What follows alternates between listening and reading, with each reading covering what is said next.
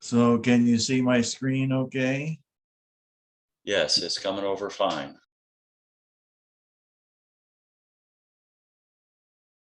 Okay. Okay, so I want to go.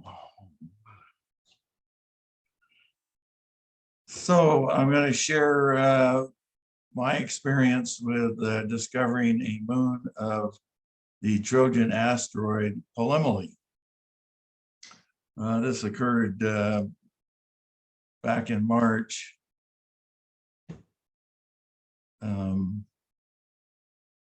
When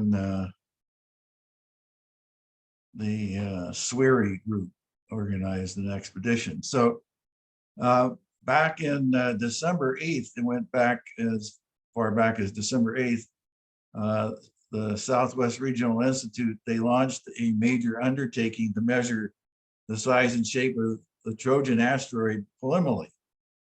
And it's one of the 7 asteroids that John mentioned that the Lucy mission is going to visit. And I'll mention a little bit more about the Lucy mission coming up. So as a result of their organizing this effort, 26 observers from all over North America converged on several different observing areas with the objective to put the most glass in the clearest skies possible. And as 2 of the participants, my wife and I, we traveled from Scottsdale to Salina, Kansas, to contribute 1 cord to the team observation. But little did we know as we set off that we would return with the honor of discovering a new moon of Polymele. So I'm going to tell you about this trip. So Polymele is one of the Trojan asteroids. And as shown here in this diagram, they orbit the sun at 2 Lagrangian points in front of and behind Jupiter. And so they always stay near Jupiter, either in front or behind. And then I have a different diagram that where we keep Jupiter fixed. You can see that as they orbit the sun, they also change position relative to Jupiter. And so Polymele is one of those little green dots that the Lucy mission is going to go visit. So the Lucy mission is was set up with an objective, and Lucy is a spacecraft, and it's already launched. It's already on its way. The objective is to visit 6 Trojan asteroids and 1 main belt asteroid, and they're shown on the picture to the right. They're all pretty large except for the main belt asteroid Donald Johnson. And then down below, John, I think you'll appreciate this, is some of the pronunciations. So even though it looks like Polymele, it's called Polymele. And then Patroclus is one of the big ones, and Menetius, John, that's it doesn't look like that, but it's Menetius. And the one I got really tripped up on was Euripides.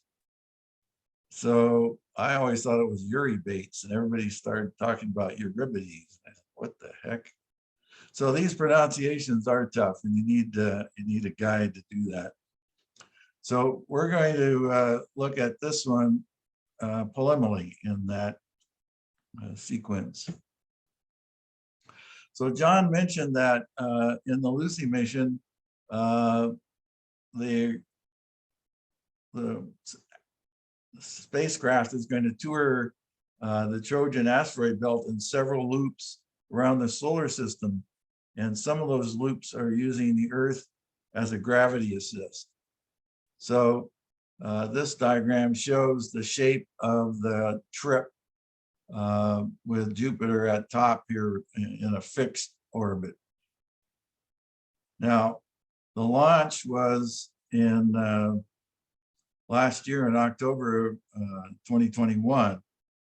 And then that's going to fly by Donald Johnson, and then Euripides, and then Polymele. This is the one that we went to go get data on. So Polymele is a P-type Trojan asteroid, and P-type Trojan asteroids are asteroids that have a low albedo, they're dark and featureless and reddish in spectrum. So they're a little different than some of the other Trojans, which are like D types and C types.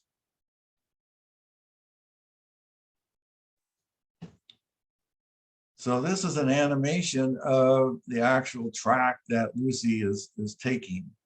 So you see that it already did 2 loops around the sun, and then it goes out and hits Donald Johnson. The next batch is Euripides, and then Polymele, then Lucas, and then Orus. Swings back around. Now it's going to get a real slingshot. And then it comes out to see Patroclus and Menecius. So it's a pretty extensive mission. And you can imagine, with all the money that's invested in the time that it's taking to get there, that they want to be able to get to the right spot at the right time. So these observations are pretty important.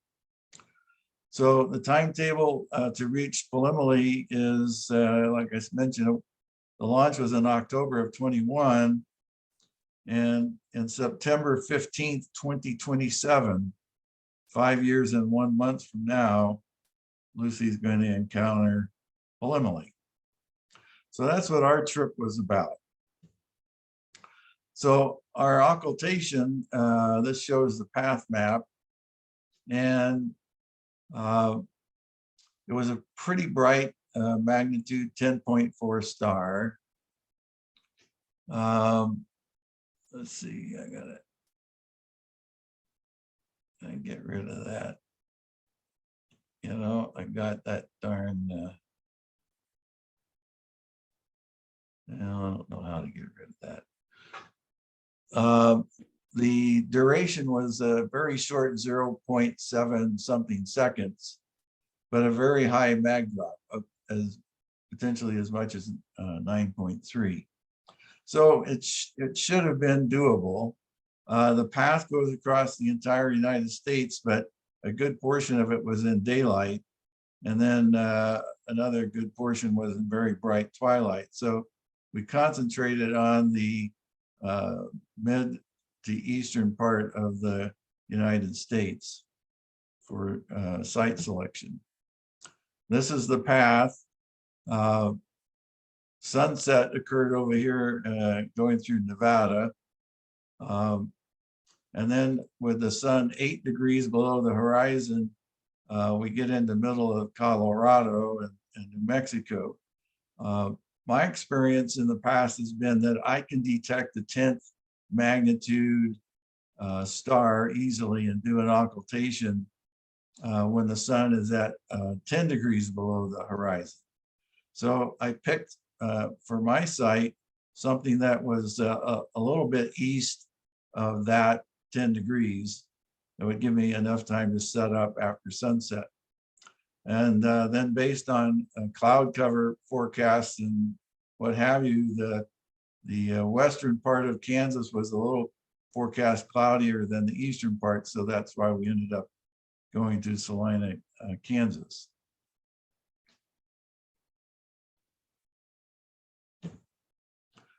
So Swery set up all of the chords that they wanted people to observe. And as Roger mentioned, nice equally spaced chords are very, very important. So they set up a real extensive picket fence and then concentrated more heavily closer in on the path.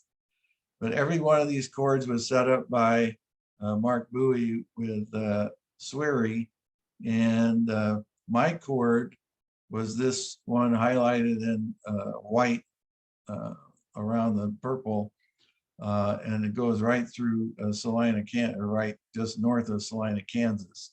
And so that was the chord I selected, or I was selected to set on.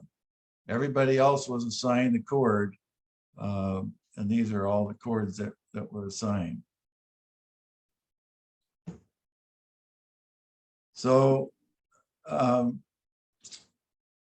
this is the route that we traveled, and I'd never been to New Mexico. I'd never been in any part of Oklahoma, and of course I'd never been in Kansas. So it was a lot of fun to see all the new countryside and the scenery. But I hadn't really thought about what a large amount of elevation gain that we were going to go through. I actually thought Kansas was a lot bit higher than what it turned out to be. So we started out at 2,500 feet elevation, and we ended up clear down around 1,220 feet. So, but we had to climb up over 7,000 feet to get there. Pretty interesting trip. So this is my observing site. We stayed in a motel here just east of this area called Trenton, right at an interchange. It was very convenient that we were able to drive up the freeway and then up a country road on a straight shot right up to our observing site. So it really worked out well and easy for us to get there. And it was fortunate because we had to make several trips to get back and forth, researching and things like that. This is my setup. It turns out it was on a farmer's field just off of a dirt road. So one of the things that I do when I go remote is when I pick a site, I then go around to nearby neighbors and inform them that I'm going to be out and about that night so that they don't come and shine their lights on me or call the police on me. Well, my original site was down below in these trees, down in a hollow that was near a power substation. And I went next to this next door neighbor over here to tell him I was going to be down there. And we struck up a conversation. I told him about the mission and everything that was going on. He says, well, if you really want a good site, he says, I can take you over to my neighbor's place and then you'll be on the top of the hill. And so that's what it turns out to be. Took me over and introduced me to his neighbor and got me permission to attend this site. As you can see now, it's nice site up on the top of a little hillside. Worked out really nice. So as dusk set, I acquired the target star, and it's shown circled here. And I'll show a brief pic of the video. And hopefully you saw that. I'll play it one more time. Blink. So I got a very short event, but it was very clear. It was, easily seen on the video. So I did my Pi movie analysis. I got different comparison stars and what have you. But here's my target light curve, and very clearly I got a very steep drop event. So it's pretty clear. When I analyzed it with Pyote, I got 4 really nice flat event bottom with intermediate points in the transition, which gives me a good subframe timing. So I got a really good accurate time on it. And here are my results. So the predicted time was 01:56:13, and they were very, very tight. You don't usually see error bars on these times this small, but 1/10 of a second error bars on the predicted time. But my event, when I timed it, was 6 seconds late. Well, I chalked that up to, that's just Sweary and the guys just got it wrong. You know, I was confident in my results. The max duration was predicted was 0.73, and my duration was 0.175. So I got, you know, a fairly significant part. I figured I caught an edge, and maybe the path was off, and so that's why the event time was late. Who knows? And separate from Sweary, and you know, there's a lot of IOTA observers that lined up. I mean, when I say separate from, we were all coordinating with Sweary, but you know, we were clearly IOTA, and Sweary had their own equipment with their own telescopes that they set out. They took a big moving van full of equipment to, I think, Memphis, Tennessee. They had many observers that flew in, and then they spread out from there. But our IOTA observers were spread out in two major areas, Kansas, and then over here in Kentucky and North Carolina. And as it turns out, Norm Carlson got a positive, Steve Kennard got a positive, Steve Messner, John Moore, and me. Oh, and Vadim over in, he came over from Colorado. So we did get some positives, and so it looked, you know, really good. So we all sent in our results, and this is what it looked like when John did his first ellipse best fit. We got a really nice ellipse over here, and then there was me. It's like, Houston, do we have a problem? You know, what's going on here? So the same thing kind of happened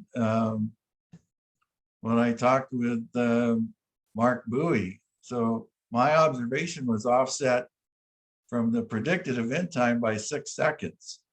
Actually turned out about 6.5, when the error bars for the event were just 1/10 of a second. And my observation was offset from the primary ellipse that the other IOTA observers created by about 200 kilometers on the sky plane. So something was goofy. And I rechecked my coordinates and checked them again, and I know I had the right coordinates. I know I had a good VTI because I'd been running for an hour before the event. I had a good ephemeris. So I was really confident of my times. So I turned them in. But my observation was also offset from the other Sweary positive observations. So much so that when Mark entered them into his computer program, it blew up his ellipse fitting program. And so that's when Mark and John asked me to check my time base and my coordinates, and they checked out spot on. I didn't have anything wrong. So I asked Mark, I said, well, what did the observers closest to me, what did they get? Did they see anything unusual?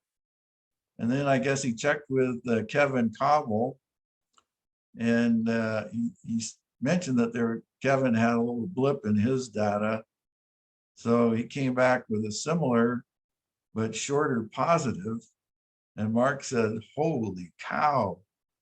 And he said, based on these two chords and the ensemble of the other positive observations, it appeared that we had discovered a moon. But at that time, Mark asked me to keep the discovery under wraps until Sweary released a formal announcement. And it was because Sweary was paying for my expenses. So, I mean, they typically own my data at that point, and I agreed. So I had to get back to John and tell him, John, just ignore my discordant observation for now. Well, you know, we're checking into some stuff. We'll get back to you later. And then many weeks later, I think maybe 8 or 10, Sweary finally released an announcement to the observers. And then later they did a news article that they posted that announced that we actually discovered the moon. I have a website here for that news announcement, but unfortunately, they buried the lead about the new moon when they were announcing about how they were solving their analysis that one of their solar panels didn't get locked correctly. So even though they announced it, it was like, oh, by the way, yeah, we discovered the moon. So the final analysis, when SWRI got all of their sites in and all of our IOTA sites put together, the main ellipse shows Polymele, roughly 26 by 13 kilometers, very nice, smooth fit. And then about 200 kilometers away, they show Kevin and my chords for a moon about 4 by 5 kilometers in size. Now, if you can look closely, there's an extra line here that crosses the ellipse of the moon. And so I asked Mark about that. Was that a miss? Because if it was, it would constrain the moon a little closer, a little smaller. But it turned out that it was a no observation due to technical problems. So potentially we could have had 3 chords on the moon, but we only got 2. I think that was my chord, Tony. I think it was Brian Keeney. Is it Keeney? Brian Keeney. I'm pretty sure. Yes, that's right. It was Brian Keeney's chord. It wasn't Rogers. Yeah. So I didn't want to mention any names. So now that we have a new moon, we have to come up with an unofficial name for it. And the directive we got from Mark was that it can't be anything associated with the mythology of Polymele or any of the Trojan asteroids, because it's an unofficial name and we don't want to confuse ours with the real name. So it turns out that the mythical Polymele translates into many sheep, at least as reported by one of our teams. So the unofficial name for the moon is Sean, after Sean the sheep, the cartoon character. So the moon's name is Sean. I wanted to call it Polywog because it was Polymele, and a polywog is a little baby frog, but that didn't catch. So in summary, on a whim, and it really was a whim. I mean, I just out of nowhere, I mean, I thought, you know, why not drive to Kansas and go observe this thing? And so I decided to be part of the SWRI Polymele team. And even better, my wife even agreed to go with me on the trip, which made it bearable because of a very long drive. And what seemed to be a really long shot observation paid off with the observation of a lifetime, the clear discovery of the moon of a distant Trojan asteroid by an occultation. Now we got to wait 5 years and 1 month for visual confirmation by Lucy, the spacecraft. And I think this is going to be the first visual confirmation of the discovery of an asteroid moon by occultation using a visiting spacecraft, which I think will be pretty unique. So I hope I get to be around 5 years and a month from now to see it in real life. And I'd like to thank Mark Bowie and the entire SWRI research team for organizing the expedition, providing the observation results and the graphics. NASA for funding our travel expenses, which turned out to be significant. And all the other observers, I think there were 26 in all, who contributed to the event, and especially Kevin Cobble, who provided that confirming chord that agreed with my observation. Otherwise, I think I would have been looked at like Tony, you just blew it. There's just something goofy with your data. John Moore for coordinating the IOTA observations and providing the preliminary information that was part of this presentation. And then my wife accompanying me and assisting me for that 5-day round trip to the heartland of America called Kansas. So thank you guys. That was a fun trip and a good experience. That was really good. Thank you, Tony. Fascinating presentation. Thank you. Someone was making a comment. I'm sorry I interrupted you. Yeah, that was me. I'm finally chiming in here. Yeah, I wanted to mention, as long as you're talking about the Lucy mission, I have to tell you about the heroic work of Kirk Bender and I, who we got the word late that Euripides was going to undergo an occultation. This was last October, about a week before the launch, or maybe it was a week after. Anyway, it was within a week of the launch, and got all excited. And it was a night that I had to teach a class, but the weather was iffy. And then finally it was like, I think they're going to give us a chance. And I said, let's do it. I called up Kirk and I said, okay, meet me at my place in 5 minutes. And we drove from the coast of California all the way out through Yosemite and to the Eastern Sierra and got set up. And the clouds were a problem. Kirk got clouded out, but I think John will remember his help for me because it looked like, as I stepped through my video, that just 2 frames before the cloud got it, the asteroid got the star. And so I only got a D, but it was the only chord that they ended up with on Euripides that was actually below the center line, at least of the ones that were reported to IOTA. And so I think it'll help constrain the size and be very useful. So I consider that one of my more rewarding events. Yeah, I think that there'll be a lot of us. It's a big mission, a lot of asteroids, and it's going to touch a lot of us because we're going to have more and more opportunities.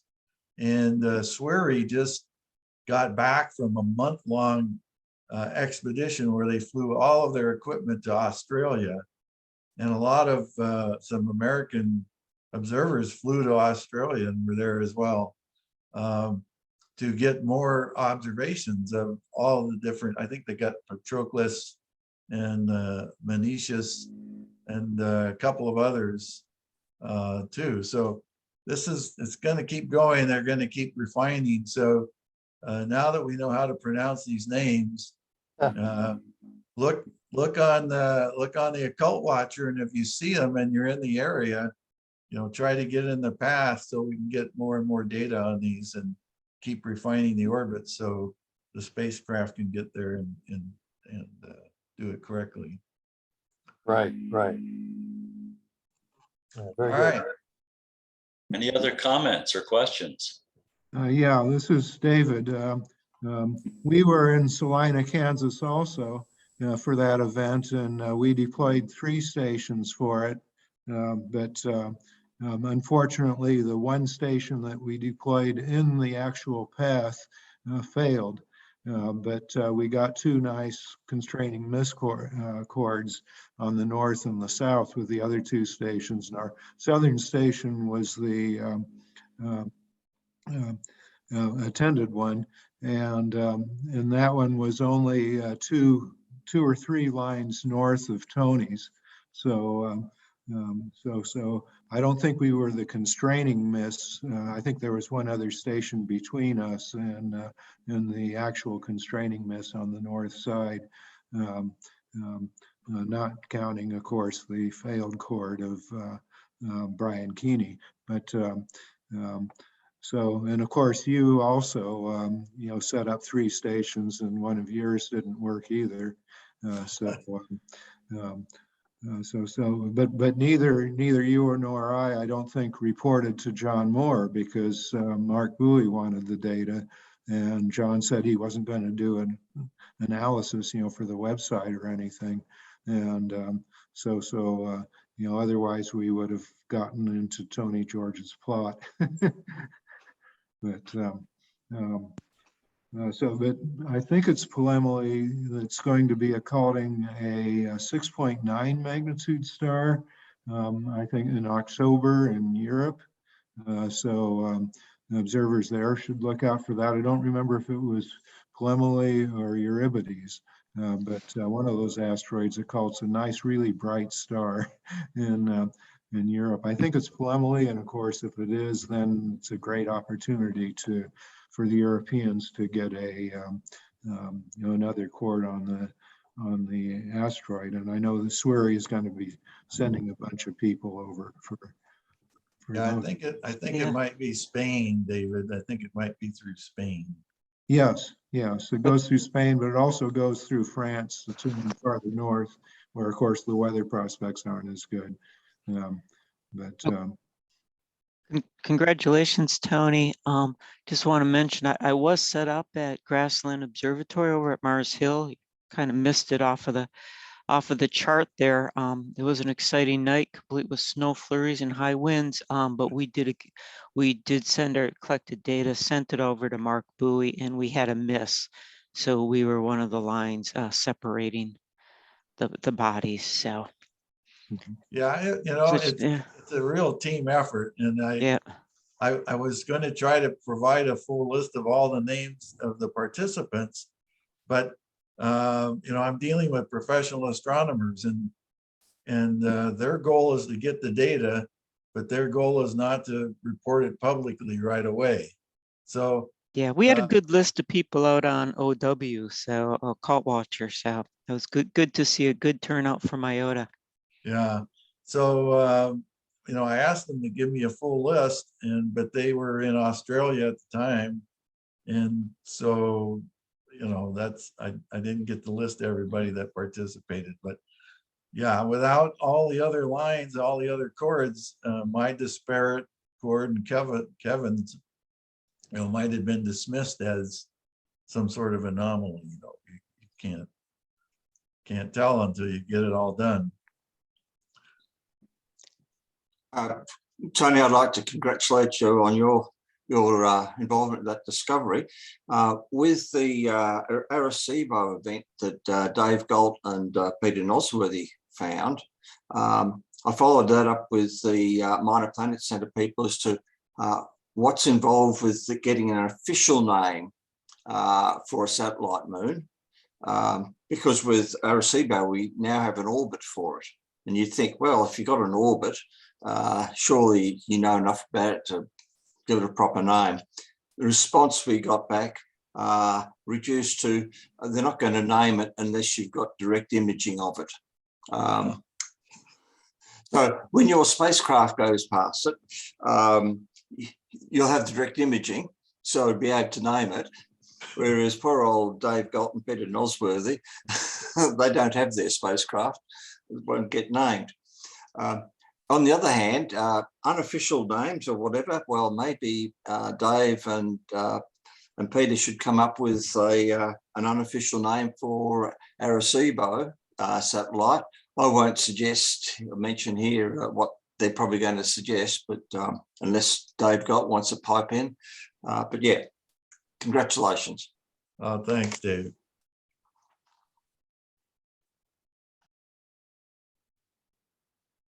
Okay.